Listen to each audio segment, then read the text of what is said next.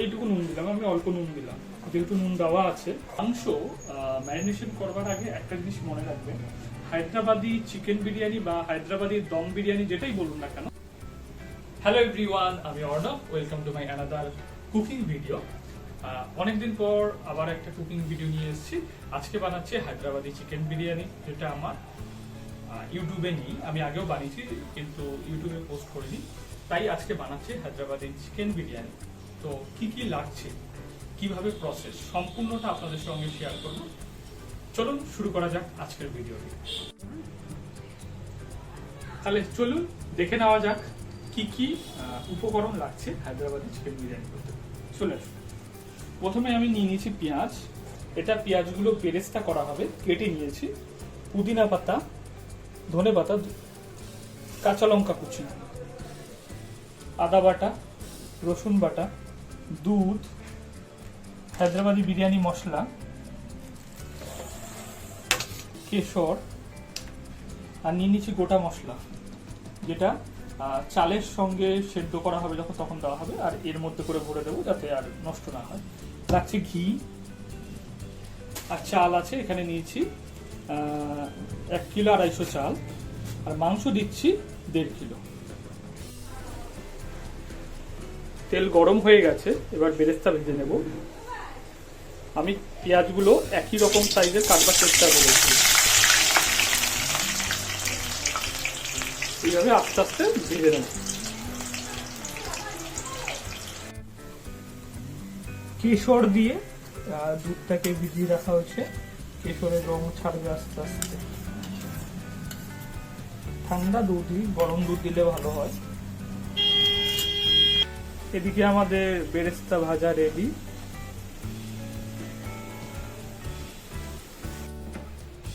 আমাদের বেরেস্তা ভাজা কমপ্লিট।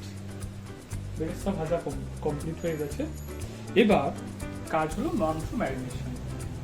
মাংস ম্যারিনেশন করবার আগে একটা জিনিস মনে রাখবেন, হায়দ্রাবাদি চিকেন বিরিয়ানি বা হায়দ্রাবাদি দম বিরিয়ানি যেটাই বলুন না কেন, সবসময় চেষ্টা করবে বডি পিস না, কারণ ওটা একটু ছিদ্রে থাকে, খেতে ভালো লাগে না।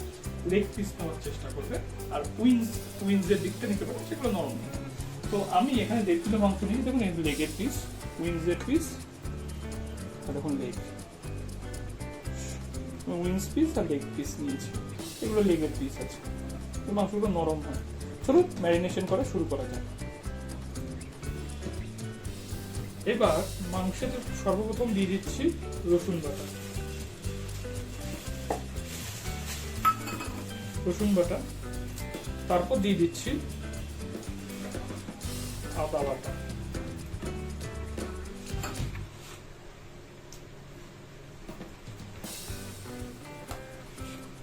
বাটা, রসুন বাটা, একটু কাশ্মীরি লঙ্কার গুঁড়ো দেবো, বেশি দেবো না, অল্প দেবো, ব্যাস। এইবার দিয়ে দিচ্ছি ধনে পাতা কুচি, পুদিনা পাতা,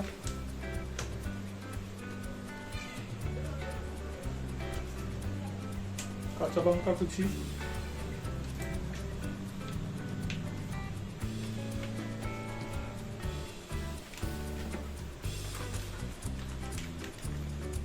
টক দই,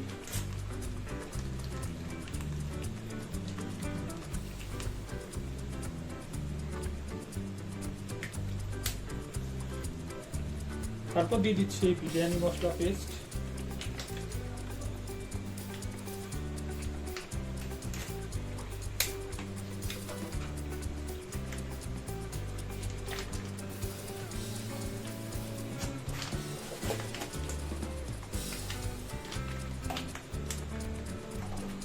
গুঁড়োও পাওয়া যায়, পেস্টও পাওয়া যায়।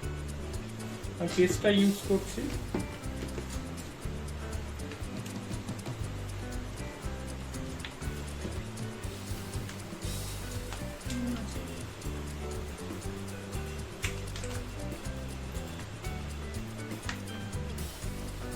এবার দিয়ে দেবো বেরেস্তা।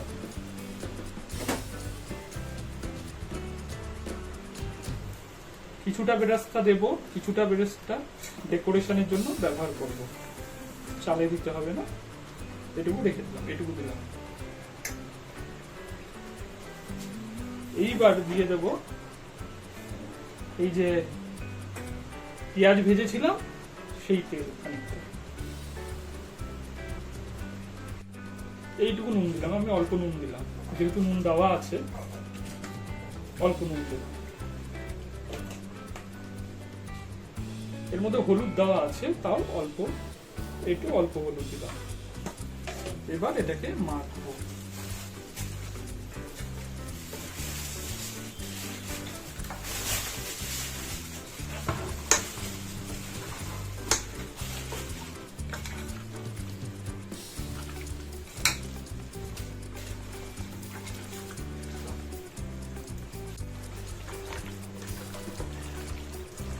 এখানে লঙ্কার গুঁড়ো কম দিলাম কারণ কাঁচা লঙ্কা দিয়েছি, আবার ওই পেস্টের ভেতরেও মশলা রয়েছে।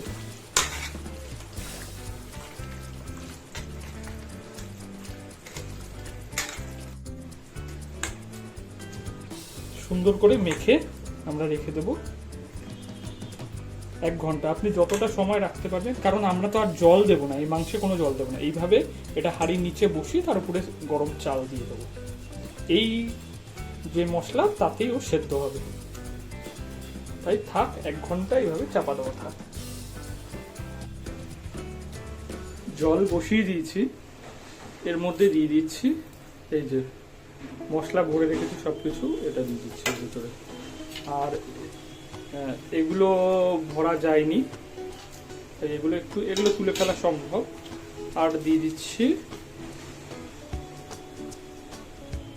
লবণ। এবার ঢাকা দিয়ে রেখে দিই, তারপর ফুটলে চাল দেব। চাল দিয়ে দেওয়া হয়েছে, ঢাকা রয়েছে, ফুল আঁচ, ফুটছে। আমরা চালটা 70% সেদ্ধ করব, আর বাকিটা ভাপে দমে হবে। এই বেরেস্তাটা রাখা আছে, এগুলো সাজাবার জন্য উপরে দিতে হবে, তাই রাখা আছে। আর মাংসের অবস্থা কি দেখি। মাংস রয়েছে 1 ঘন্টা প্রায় হতে চললো, ম্যারিনেশন করা রয়েছে। এখন সমস্যাটা হলো এই হাঁড়িতে এই মাংস আর চাল দিয়ে 1 কিলো 250 চাল হবে কিনা সেটা নিয়ে চাপে পড়ে গেছি আমি। চাল ফুটছে, আমরা 70% হলেই নামিয়ে নেব। এই সময় অনেক হয়ে গেছে, আর এগুলো প্রয়োজন নেই, এগুলো তুলে ফেলে দেবো। চাল সেদ্ধ হয়ে গেছে 70%, আমি এই বড় চাটনি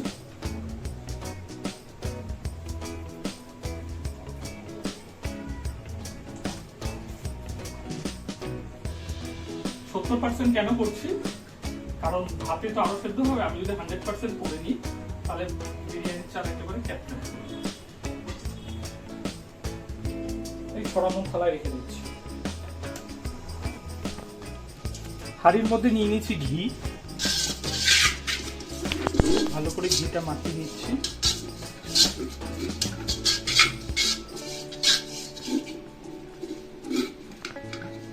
ঘি আবার পরে দেবো, ফুট দিয়ে দেবো। ঘি মাখিয়ে নিলাম। এইবার এই যে মাংস ম্যারিনেট করা 1 মাস বলছি কেন, 1 ঘন্টা ধরে ম্যারিনেট করা মাংসগুলো এবার আমি সাজিয়ে দেবো এর ভেতরে। ঠিক আছে, চলুন।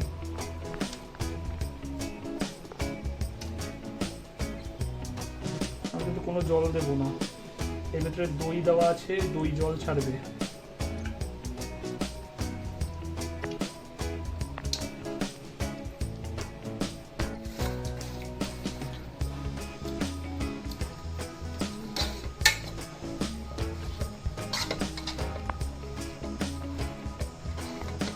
মাংস সব সাজানো হয়ে গেছে, এবার ভাত দেওয়া হবে।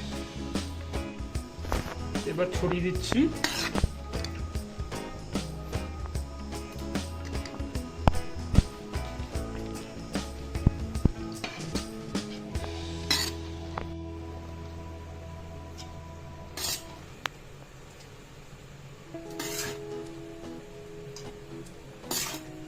গরম ভাত 70%।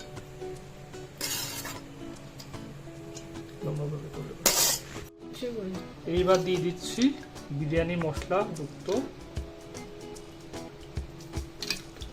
এর সঙ্গে দুধ আর বিরিয়ানির মশলা।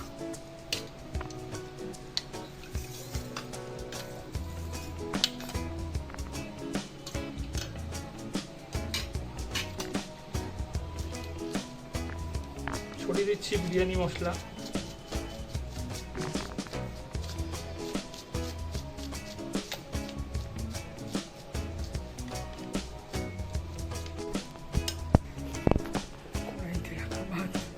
এবার দিয়ে দিচ্ছি আরেকটা লেয়ার, ভাতের আরেকটা লেয়ার।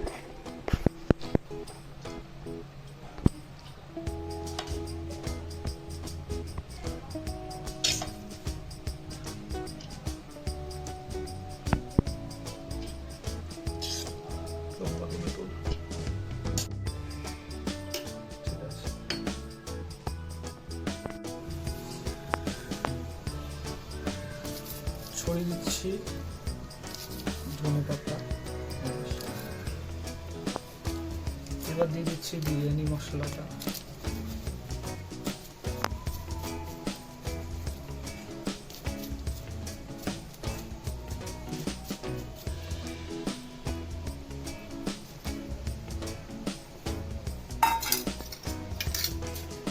দিয়ে দিচ্ছি বেরেস্তা,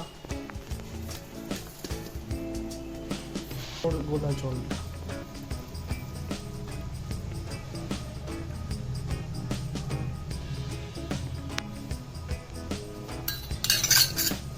এবার আমাদের সিল করবার পালা।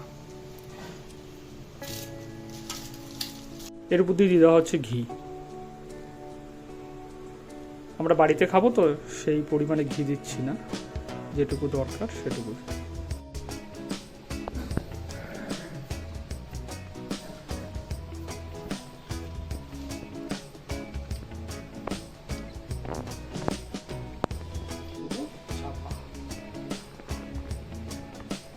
সিল করে দেবো মুখটা। এবার ফুল আঁচে 15 মিনিট দেব, তারপর ধিমে আঁচে আরো 30 মিনিট। বিরিয়ানি রেডি হয়ে যাবে। চলুন আজে বসাচ্ছি। ফুল আঁচে হারিয়ে বসিয়ে দেওয়া হয়েছে। 15 মিনিট ফুল আঁচে থাকবে, তারপর দমে দেওয়া হবে। ফুল আছে এটাকে বসিয়ে দেওয়া হয়েছে একটা তাওয়ার উপরে হাঁড়িটা। এই 30 থেকে 40 মিনিট থাকবে, মাংস পুরো সেদ্ধ হয়ে বিরিয়ানি রেডি হয়ে যাবে। দমে বসানো আছে, সুন্দর গন্ধ বেরোচ্ছে। এখান দিয়ে আপনারা বুঝতে পারছেন কিনা বলতে পারছি না, এখান দিয়ে হাওয়া বেরোচ্ছে। এই তো বোঝা যাচ্ছে হাওয়া বেরোচ্ছে।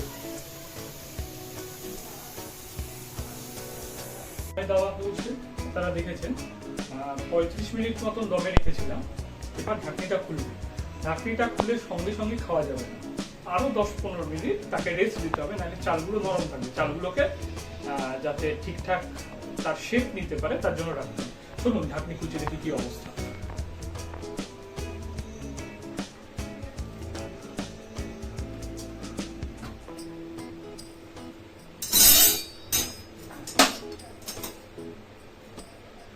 দেখাই আপনাদের।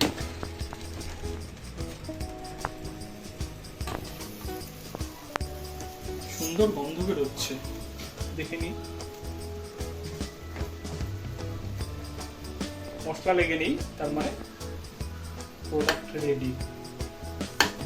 মাংসের মধ্যে ঢুকে যাচ্ছে। এটা তো রেডি হয়ে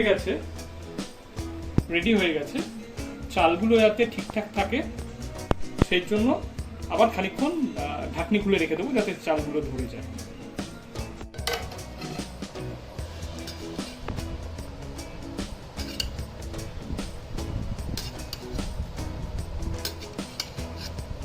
সুন্দর গন্ধ বেরোচ্ছে। আজকের ভিডিওটি আপনাদের কেমন লাগলো অবশ্যই কমেন্ট করে জানাবেন। আর আপনি আমার চ্যানেলে নতুন হয়ে থাকলে অবশ্যই সাবস্ক্রাইব করে পাশে থাকবেন। ধন্যবাদ।